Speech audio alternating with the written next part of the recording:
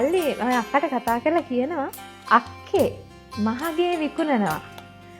ඔයාගේ මොනා හරි තියනවද ගෙනත් දෙන්න කියලා. මහගෙදර විකුණා කියන්නේ මහගෙදර අපි ගියේ නැතත් එහෙම තියනවට අපි කැමතිනේ. අපි පෑගිච්ච වැලි තියෙන අපි කෙලිසෙල්ලම් කරපු තැනනේ. හැබැයි දැන් මල්ලි විකුණනවා. අක්කගේ උත්තරේ බලන්නකෝ. උඹ උපන්දා විදිල්ලේ දුවන් නැවිදෙන්නේ දැල්ලේ. කිරි දතක් ඇති මගේ වැටිලා පැටලිලා පය කඩුල්ලේ. මල්ලි ඉපදුනා. මල්ලි ගෙදර අරන් එනකොට මේ අක්කා විදිල්ලේ දුවගෙන එනවා මල්ලිව බලන්න. මට මතකයි මමත් එහෙම දුවගෙන අපේ නංගිව බලන්න. පුංචි මේ සුදු පාට කිරි පාට හූණු පැටියෙක් වගේ තමයි මම දැක්කේ. අම්මට තුරුළු වෙලා ඉන්නවා. හැබැයි මම එතකොට පවුලේ දෙවෙනියානේ. මං තමයි ගෙදර ආදරේ විඳගෙන හිටියේ. මට කවදාවත් ලෝභකමක් හිතිලා නැහැ. එහෙම හිතුන්නේ නැහැ. මට ඉරිසියාවක් හිතුන්නේ නැහැ. මං හිතන්නේ අක්කා කෙනෙක් ඉඳ වෙන්න ඇති.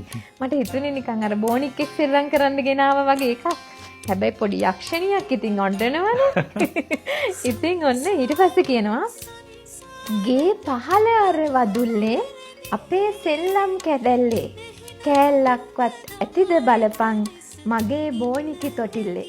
අක්කට ගේන්න ඕනේ දේවල් මතක තියෙන්නේ. මතක අරගෙන ඉන්න බෑනේ. ඉතින් මටත් මතකයි අපි සෙල්ලම් ගයක් හැදුවා. කෙහෙල් කොළ වලින් තමයි මේ වහලේ හැදුවේ. මේ වැස්ස වෙලාවටත් ගෙදරින් බත් එක බෙදාන සෙල්ලම් ගේන්නගෙන කන්නේ. මට මතකයි දවසක් කෙසෙල් කොළ වලට වතුර වැටුනහම කොළ ඉරෙනවනේ. ඔක්කොම වතුර ටික බත්ති ගානේ. ඉතින් ඒ වගේ අර ලස්සන මතක තියෙන්නේ මහ ගෙදරනේ. ඒක අපි කැමති නෑ කාගෙන්වත් විනාශ වෙනවට. ඊට පස්සේ කියනවා ඊට පස්සේ කාලෙකින් ගියේ නැති නිසා මාන ගස් ඇත කර උසා. අපි කවුරුත් කාලෙකින් ගියේ නෑ. දැන් මාන ගස් කර උසට ඇති. තාත්තගේ පොඩි උදළු කෙටියත් ගෙනත් පිර වූ අප කුසා. පුළුවන් නම් හොයලා දෙන්න අර අපේ කුසපුරෝ තාත්තගේ උදළු කෙටිය. වෙන මොකුත් එපා මට.